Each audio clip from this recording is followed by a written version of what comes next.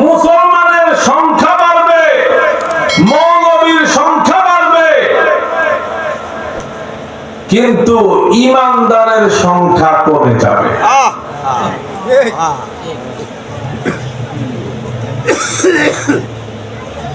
মসজিদ বাড়বে, মুসল্লি বাড়বে, মৌলবী বাড়বে, মুসলমানের সংখ্যাও বাড়বে, কিন্তু ইমানদারের সংখ্যা কমে যাবে। এখন হয়তো নতুন নতুন হাইব্রিড বহু রেসবি তৈরি হবে, কিন্তু আল্লামা রেজভী শাহ হুজুর কিবলার হাতে গড়া যে কয়টা চারা গাছ ছিল তাদের মতো আর কখনোই হবে না। আজকের ছেলেরা যারা লাফালাফি করে কালো টুপি মাথায় দিয়া, তারা পেছনের ইতিহাস কিছুই জানে না। এখন দরবার যত বড় দেখতেছেন, দরবার তত বড় ছিল না। যেটা বড় ভাইজান কেবলার খানকা, এখন বদরুল সাহেবের খানকা, তার পশ্চিম পাশে বাবাজান কেবলার চারচালা ঘর, টিনের ঘর, যেটা খোলা বারান্দা, যেখানে যাইয়া আমরা মিষ্টি কুমড়ার তরকারি দিয়ে ভাত খাইতাম। সামনে যে জায়গাটাতে এখন মসজিদের নূর নবী করা হয়েছে পুকুরের গাটলায়, এখানে দুচালা একটা লম্বা ঘর ছিল, একটা পার্টিশন ছিল। দক্ষিণের পার্টিশনে আমরা বসতাম, উত্তরের রুমটার মধ্যে বাবাজান কেবলা বসতেন। তখনকার হাল আর এখনকার হালে আকাশ এবং পাতালের প্রভেদ।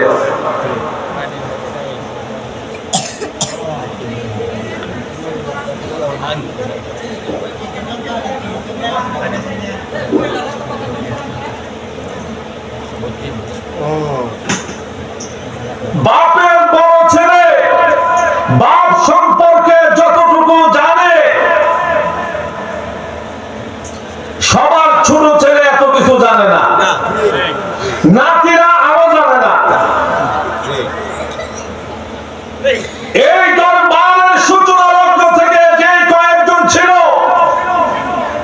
আমরা মারামারি করেছি, জায়গায় জায়গায় মাহফিল হয়েছে, মাহফিলে গন্ডগোল হয়েছে, রাস্তায় রাস্তায় ব্যারিকেড দিয়েছে।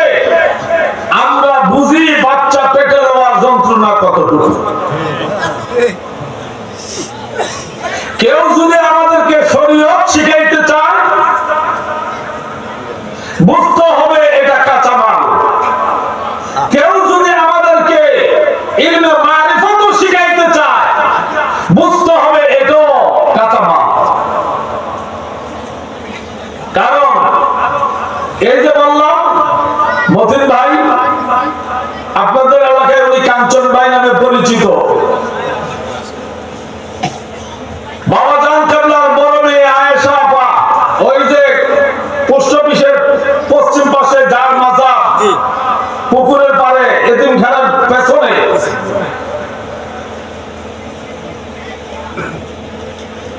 সেই দিনগুলো এখন আর নাই। প্রশ্ন করবেন যেন ভাইজান ওয়াজের মাঠে এসে এই কথাগুলো কেন তুললেন? স্বাধীনতার 51 বছর পরে যদি মুক্তিযোদ্ধাদের কথা উঠে,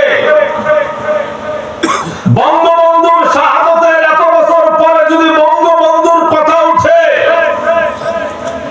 ইসলামের ইতিহাসের 1450 বছর পরে যদি ইসলামের বীর মুজাহিদদের কথা উঠে, তাহলে রেজভিয়া দরবারের বীর মুক্তিযোদ্ধা ছিল আজকে যাদের দাড়ি সাদা তারা।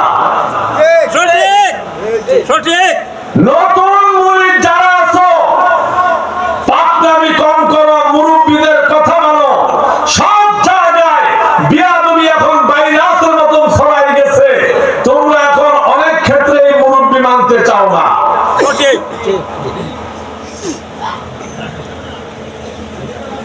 বহু ছেলেকে আমি জিজ্ঞাসা করছি আমাদের তরিকার নাম কি বলো, জানি না। তো তুমি যেখানে আমার তরিকার নাম জানো না, আমার মুর্শিদ কেবলা পীর ও মুর্শিদকে সেটা জানো না, ওনার বাড়ি কোথায়, ওনার যোগ্যতা কি তাও জানো না,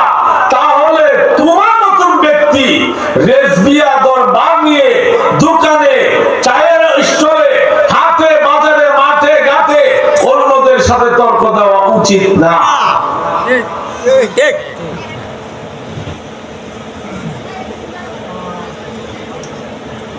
কুপুত্রের দ্বারা পিতা মাতা গালি খায়, আর মুরিদ নামক কিছু ভণ্ড বেয়াদব মুনাফিকের কারণে আল্লাহর ওলিগণ গালি খায়।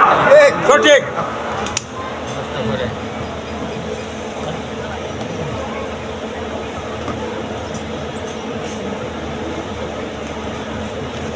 শোনো, আল্লামা রেজভী শাহ হুজুর কিবলা তিনি ঢুল্লা চুল্লা পীর নন। ওনাকে ঢুল্লা চুল্লা পীরদের সাথে মিশাইবার চেষ্টা কইরো না। তিনার যোগ্যতা হলো তিনি মুজাদ্দিদে জামান, জামানার তিনি মুজাদ্দিদ। শুধু মুজাদ্দিদ নন, তিনি মহিউস সুন্নাহ, নবীজির মৃত সুন্নাতকে জিন্দাকারী, তিনি মাহিউল বিদআহ, এই সমাজের মধ্যে প্রচলিত বিদআতকে দাফনকারী হলেন তিনি।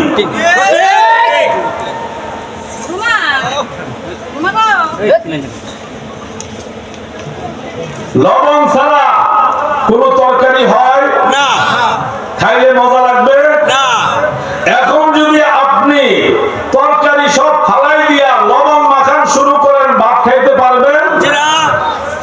লবণ ছাড়া স্বাদ হয় না, এটা 100% সত্য। কিন্তু লবণের একটা লিমিটেশন আছে, সীমানা আছে। সঠিক।